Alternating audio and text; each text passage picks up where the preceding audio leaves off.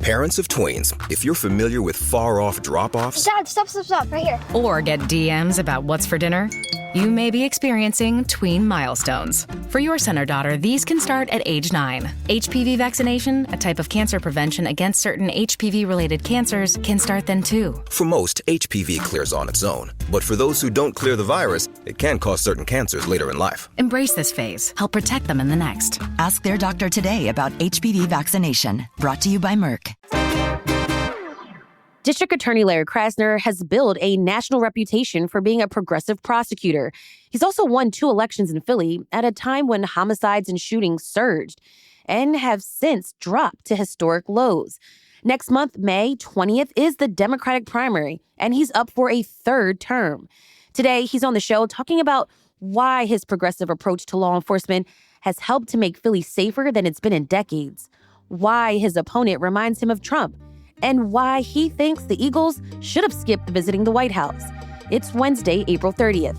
I'm Trenae Nuri, and we're talking politics.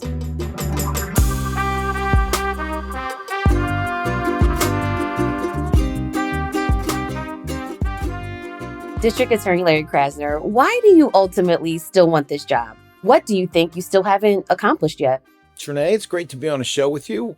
Why do I want it? Because I love the job. I think the work is really important. I've been fascinated by criminal justice and crime since I was about 10 years old. I'm even older now. I'm 64. So it's been a minute. It's something that really interests me. And I did spend 30 years in the system as an attorney trying to make a difference. Did a lot of good for individuals. But if you want to make sweeping change, you got to have the levers of power.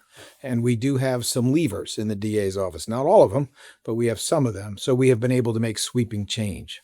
8 years ago, you were a symbol of the so-called progressive DA movement that was sweeping in cities across the country, right? A movement that challenged the criminal justice system, rethinking how we look at mass incarceration and bail and prosecution of nonviolent crime, using diversion programs instead of jail. And 8 years later, what's different? You know, one of the things that's different is we've had a minute to prove ourselves. So, for example, I got up this morning, I checked my crime statistics, as I do every day, on the Philadelphia Police website.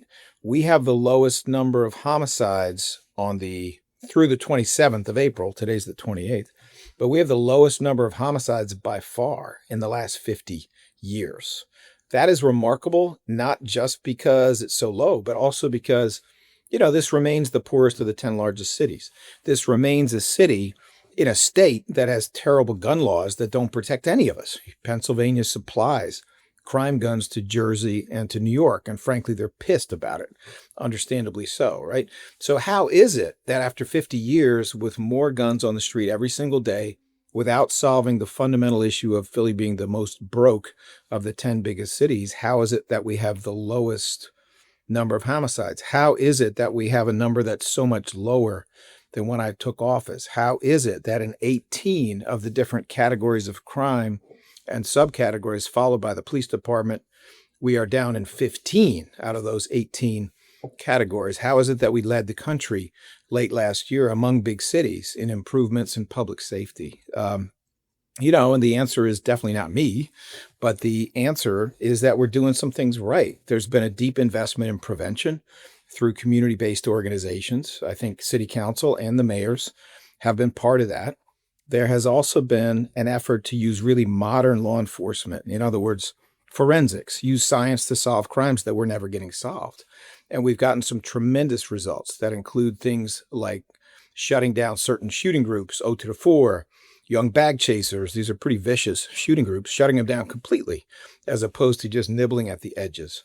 So, a lot safer, but we are also it's a lot fairer as a system. We've gotten almost 45 people out of jail who were exonerated. Why? Because nearly all of them were completely innocent of the crimes for which they were wrongfully convicted. We are looking at what may be the lowest county jail population during my lifetime, certainly during my career. We're at 3,600. Lynn Abraham was almost at 10,000, and even state prison.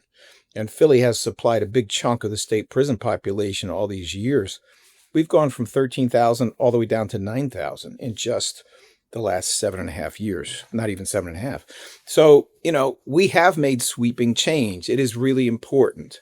I would love Philly to go from being considered chronically violent, which it has been, to being considered consistently safe. The advantages for everyone who lives here, for businesses that might locate here and give more economic opportunity, for a tax base to support our public schools, and I'm a big believer in public schools, the advantages are tremendous. And if I can, finish out my career doing some more of that, I'd love to do it. Let's get into some of the specifics about why those numbers have kind of dropped off. Is that because of your policies, or is it a reflection of drops elsewhere in the country, or a combination of both? It's a little bit of both. Crime is very complex. If you got a whole bunch of PhD criminologists in the room, they're going to agree on a few things and disagree on the rest. And that's not because they're dishonest. It's just because they honestly disagree with each other. So there's usually many, many different factors. But this is what we know. What we know is that Philadelphia is not simply following the rest of the country as it did in 2014, 2015, when we had another national low in crime. Philadelphia is ahead of the curve. How do we know that? We know that because after we hit the peak, after the whole country hit the peak a few years ago, there was an 8% decline in homicide among big cities, and Philly was 11%. The next year, there was a 13% decline among big cities, and Philly was at 20%. The next year, which was 2024, there was a 23% decline nationally, the biggest decline in United States history in gun violence last year, when Trump was going on and on about how it's going up. Complete lie. Couldn't have been a bigger lie, historically speaking. Well, anyway, it went down 23% among big cities of more than 1 million. Philly went down 35%. Okay? Year after year after year, we are getting better faster. Our numbers are dropping more and more than the average of all these big cities. And these big cities have better gun laws in many instances, and they have a lot more money than we do. So we are not on this train down the mountain. We are leading this train down the mountain. We're the locomotive. And so that is pretty clear evidence that we're all doing something right. But it's all of us. It's a lot of people outside of government. It's school teachers. It's coaches. It's the return of everything that was lost during the pandemic, organized sports, arts programs, summer camps, jobs programs. It's all of that, but it's also some very smart things that have been done in a collaborative way in terms of deep investment in prevention, and also trying to use modern enforcement so we can solve a lot more cases, and they're stronger when we have to prove them.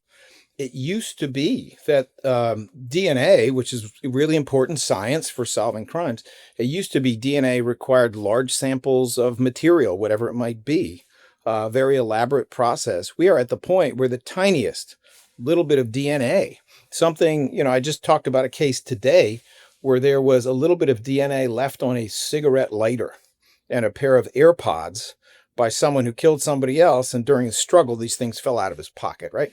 That was unthinkable 20, 25 years ago. The fact that you can now get DNA off of those two items, little bits of DNA off of little items, and you could prove conclusively that they came from the defendant is a complete change in what we used to have. That's a case where the defendant's image was completely masked.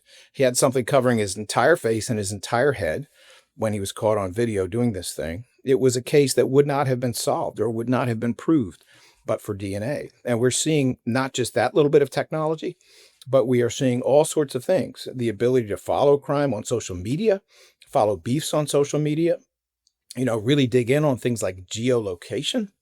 We're seeing, unheard of things like genealogical DNA, meaning even if we don't have your DNA, maybe we can figure out a family member who is in some way similar to this or connected to this. And if we can figure that out, we can work our way back to you. So it's very exciting what's happening with forensics. Okay, that's the science and technology advancements. So which of your progressive policies are responsible for these drops? Well, number one, there has been no bigger advocate for forensics in Philadelphia than me. I'm 6 years in now, yelling and screaming, ranting and raving, shaking fists, and happily able to report that last year, the mayor, for the first time in all those years of carrying on my part, the mayor said I have $30 million to build a state-of-the-art forensics lab. So, that has been a very important part of it, just using the bully pulpit. Another important part of it in terms of prevention is that my office started a microgrant program for community-based organizations that never existed before, where we tried not just to find the big established organizations, but little mom and pop organizations that just needed a boost. And we gave them small amounts of money, between $5,000 and $50,000. And we did it on a basis that was money up front instead of reimbursement. This enabled a whole lot of really well-intended, capable people in Philly who were getting no love from government to do this stuff. And, the beauty of it is not just that they do great work and we see the results when their neighborhoods get better and better, but the beauty of it is that they're then able to take their experience with that little bit of money and then go to the state or go to a foundation.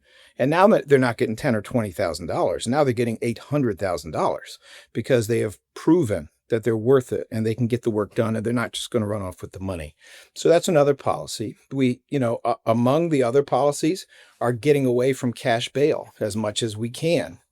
We have a certain, we have guardrails on it, but it has resulted in fewer broke people sitting in jail for dumb stuff. And it's also resulted in some people who have a lot of resources but are vicious staying in jail because we have driven down the bails for broke people and driven up the bails for people who are vicious. I would say those are parts of it. I could go on with a few more, but I think our diversion has been very successful. And we see that with recidivism. We see a lot of the people going through our modernized, improved diversion programs. They're getting arrested much less in the future, even than the people who get convicted.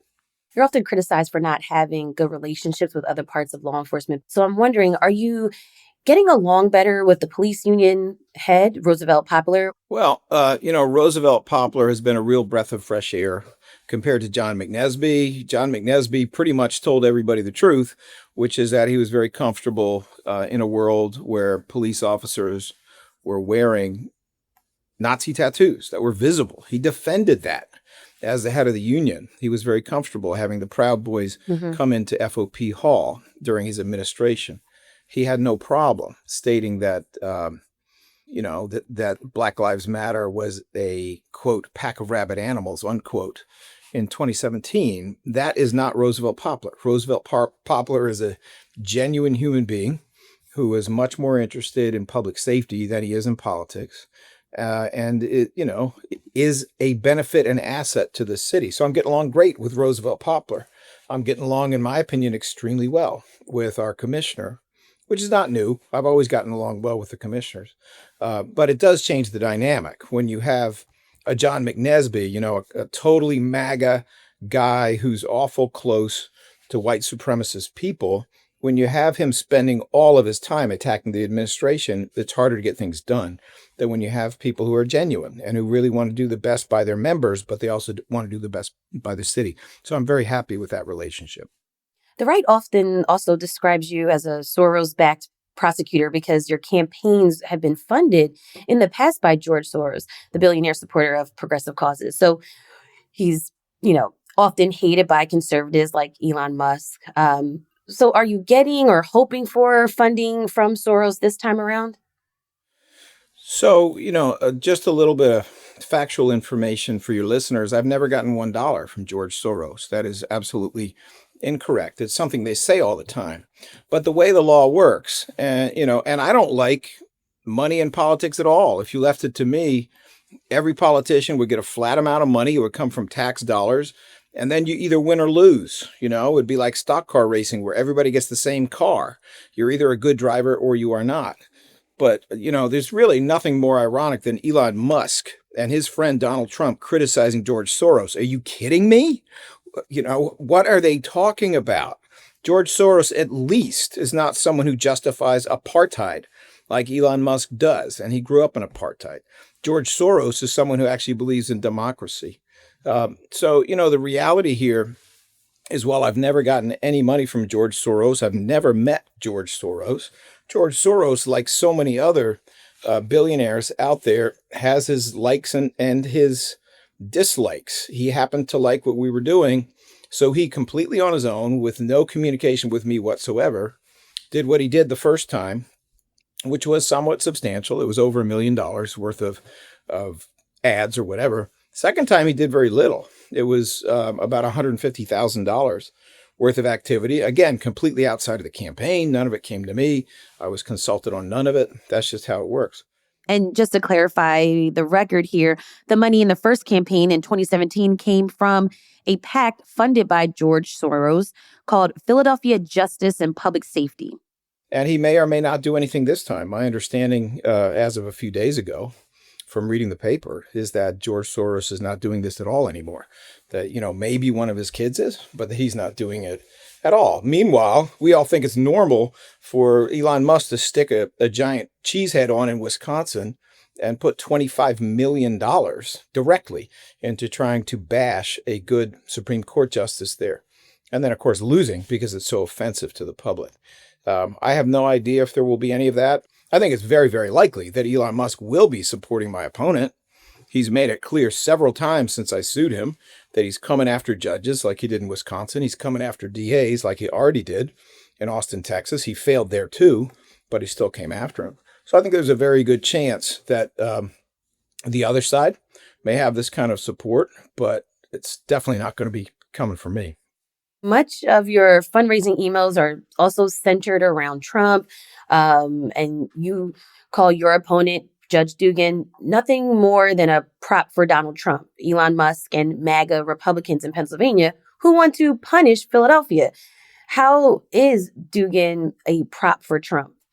Well, number one, Dugan's had a whole lot of Republicans signing on to his petitions, including signing petitions when Dugan was circulating the petitions. This is a Democratic primary. You have to be a Democratic voter to sign those petitions. Those signatures don't even count. And why is it that you know so many Republicans and they like you so much? Number two, if you look at his donations, he gets a whole lot of money from people who donated to Donald Trump. Some of, potentially hundreds of donations from the same people who have been donating to him. And that's all established in the records themselves. And then, of course, third, we see a whole lot of very similar tactics. We see a complete disregard for what the facts actually are, total misrepresentation. How about this phrase? This is one of his favorite phrases. Despite the fact that our crime statistics are so positive, we're seeing such a reduction in violent crime in Philadelphia. We're setting records.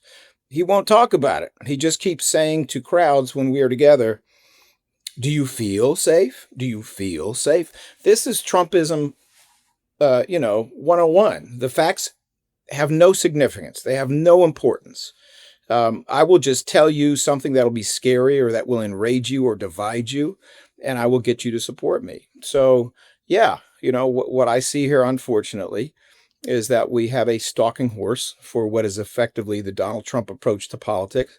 We have someone who, in some rooms is basically a hardcore Republican saying he's a Democrat.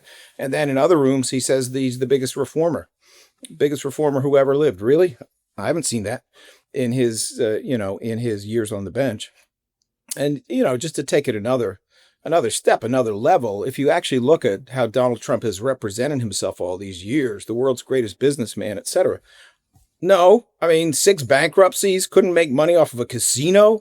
Who can't make money off a casino? He was actually a crap businessman who had a TV show where he pretended to be a businessman, right? Well, that's a little bit like when I hear my opponent bashing the super capable attorneys we've brought into the office who are so much more talented and so much harder working than what used to be there. And then we find out that, as best we can tell, Judge Pat Dugan never tried. Well, all right, let me not say never. There's no significant record of his trying a felony criminal case as a prosecutor or a defense lawyer or a judge. There's no record here, no significant record of his doing anything other than being a misdemeanor judge. Misdemeanors, that's what we're talking about. So this is Trumpism all the way. You act like you have all this expertise, you have all these achievements, but when people actually scratch at it, there's no there. More with District Attorney Larry Krasner after this break.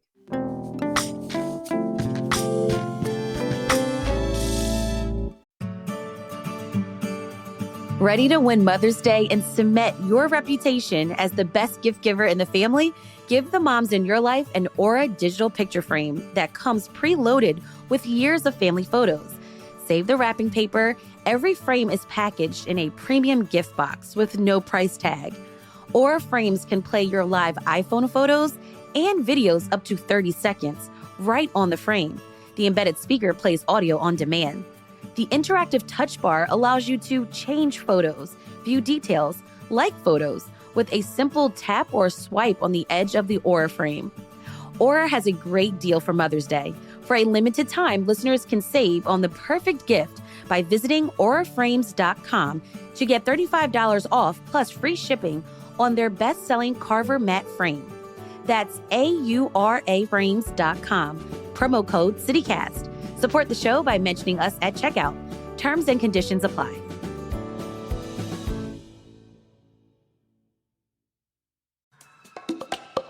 That moment when you realize your skincare is actually working.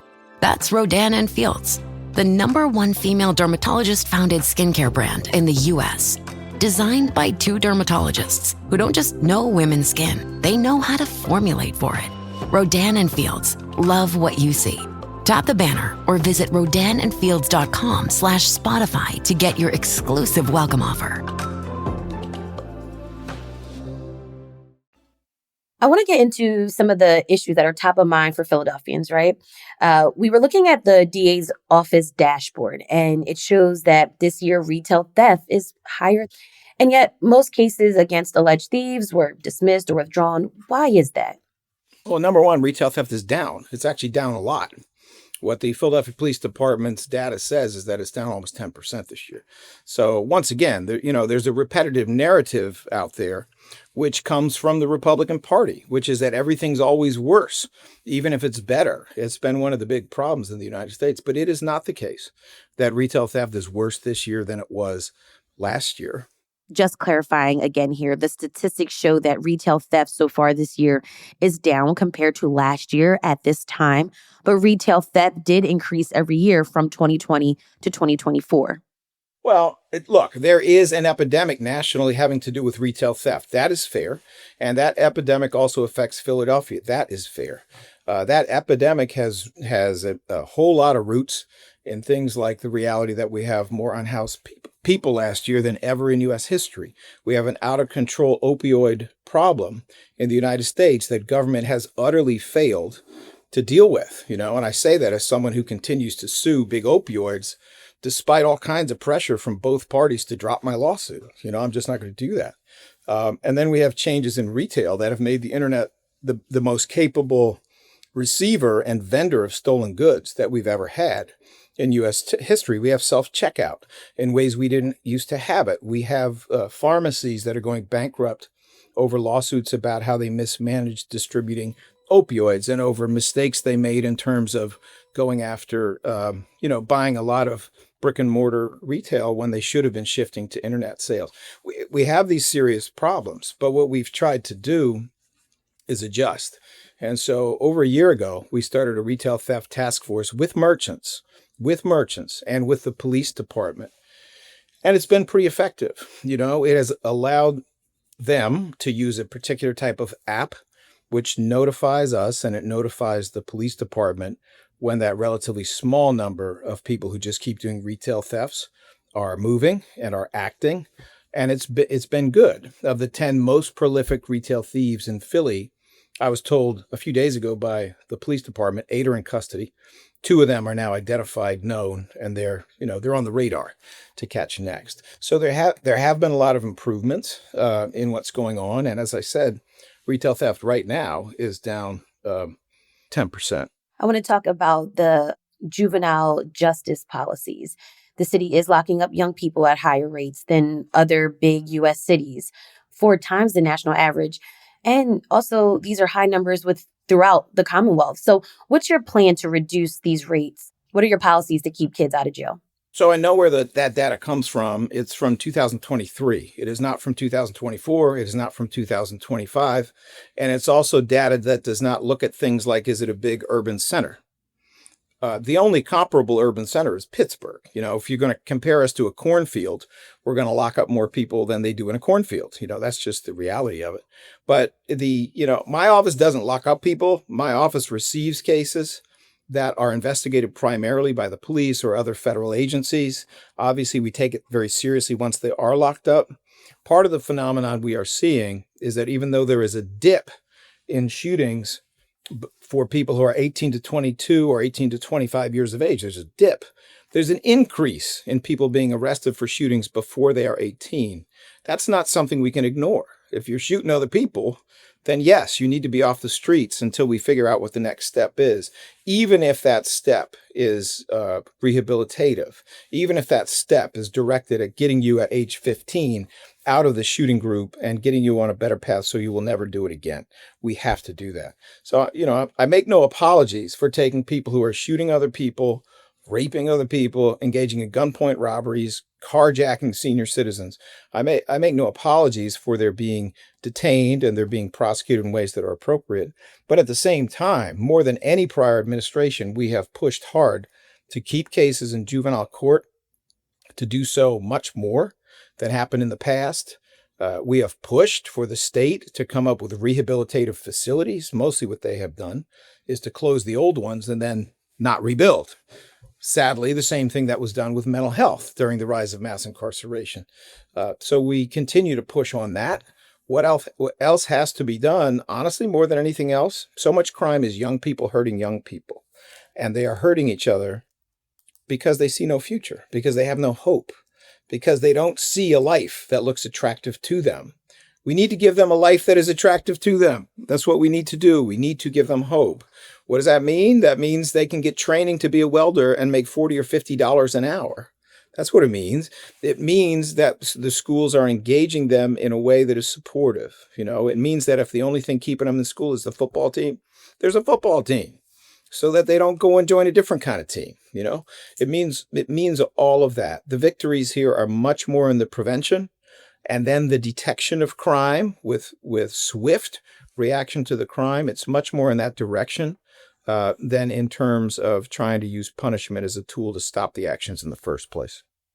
How do you think the mayor's new wellness court in Kensington is going? And how should we view success there? Well, I think it's a work in progress, is the truth. It's something that I would love to see be effective, done the right way.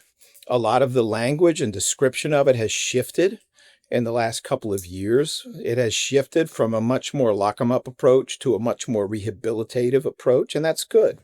That's where it always should have been, because rehabilitation works with drug addiction. Punishment does not. It never has. So I think that the intentions behind it are good, and I fully share them. I think, however, there needs to be more input from all of the people who can help with this.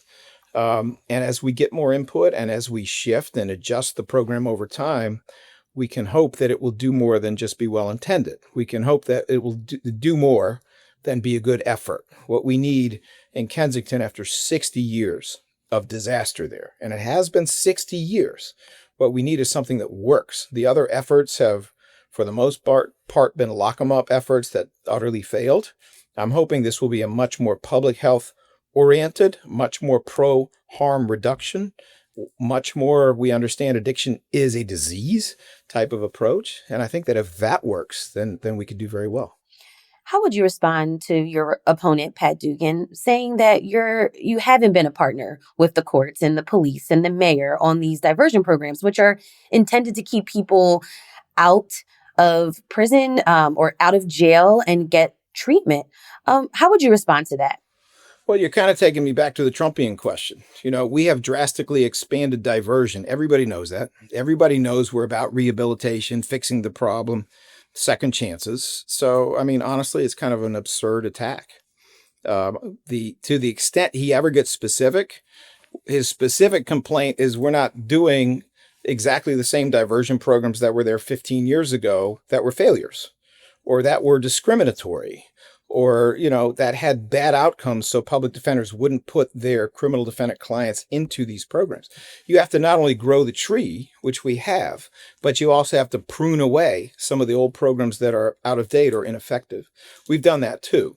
So, look, it kind of boils down to this. He wants to go backwards. He wants to recreate programs that were unsuccessful.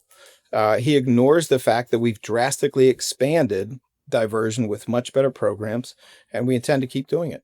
Dugan told City and State PA that, quote, "You're the worst thing has ever happened to Philadelphia, and that you're the worst person to ever be elected in Philly."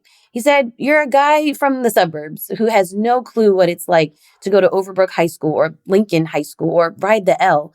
But at the same time, Dugan appears to be promising similar progressive policies that you just mentioned against mass incarceration if he's elected. So what do you make of this criticism, and what do you think Philly looks like under Pat Dugan as DA? All right. So, once again, we're getting back to Trumpville.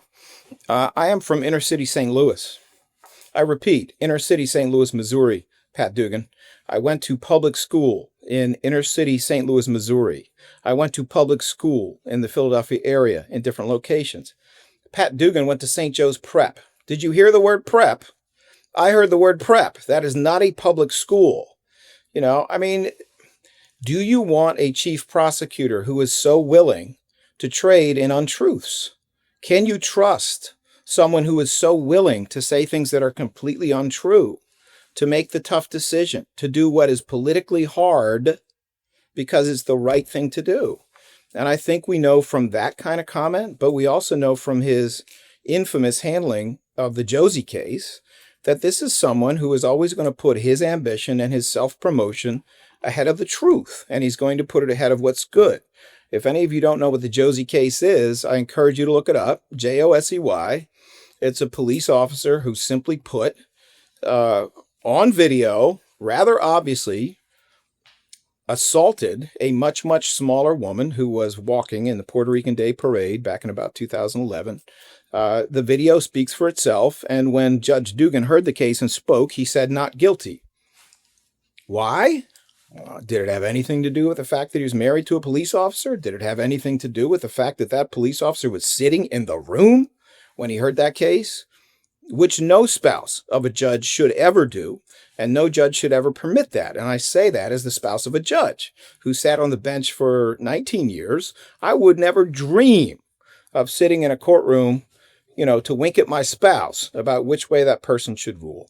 That is what we are dealing with. Ultimately, I understand some people don't like what we're doing, but we're straight up about what we're doing. And we are making decisions that are not political all the time, which is why we tick off some conventional politicians.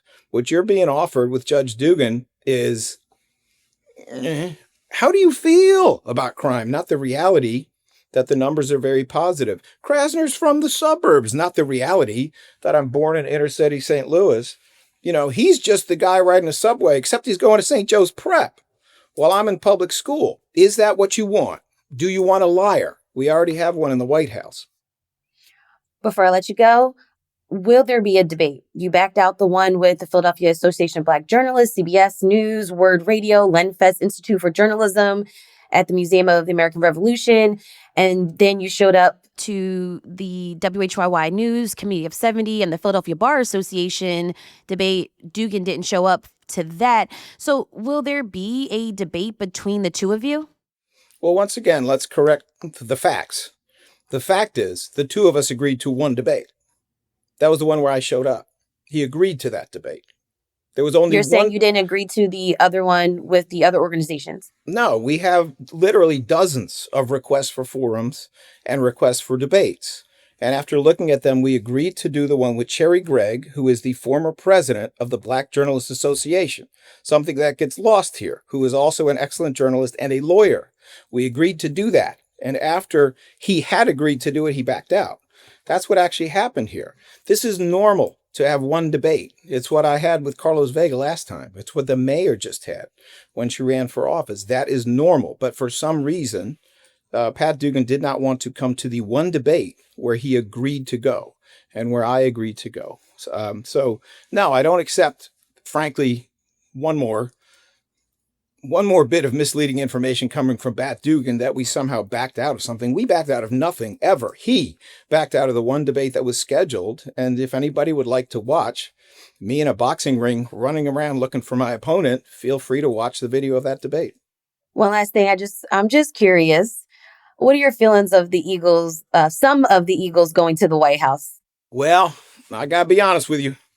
I love me some Eagles, but it's not the choice I would have made.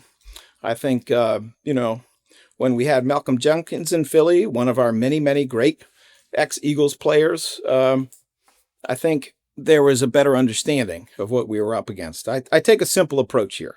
My dad volunteered and served in World War II. I know who Donald Trump is. And once again, I'm not trying to criticize them, but I think it's disappointing that a city like Philly, which has stood on principle, which is the home of democracy, I think it's a little disappointing that people didn't take the long view and say, not this time. We'll wait until we actually have a president rather than someone who wants to be king. Was there anything else you wanted to mention or get through in this interview that we didn't touch on? Well, it's really just this. I want people to vote. I want everybody to vote. This election is important. We are running a people's campaign where we are raising a whole lot of money and small donations from people, while my opponent is raising more money from PACs and from businesses. He's actually raising less money from people. And the average donation he has is almost 5 times bigger than the donations that we have, even from people. We are for the outsiders, and they are the institutionalists. That's what's going on here. So I'd love to see people come out and vote. I think we need to show everyone that the people run a democracy. It's not Elon Musk's money. It's not whoever the leader of the local Democratic Party happens to be at the moment. It's actually about the people. And if we do that, then we're going to be ready for the midterms, which are coming, in a year plus. Those midterms may be our last chance to save this country. So as much as I would like another term, and I really would, it's much more important to me that we actually save this country from what Donald Trump and a bunch of billionaire people who have no respect whatsoever for equality, who have no respect for our legal traditions, our Constitution, our laws. We need to get out and vote because we need to scare them up in D.C., and we need to be ready for the midterms, which is probably our last chance to save this country. District Attorney Larry Krasner, thank you so much for your time on CityCast Philly today. Thank you, Trinae. It was a real pleasure. And listeners, stay tuned for next Wednesday's politics episode. We'll hear from DA candidate and former Judge Pat Dugan.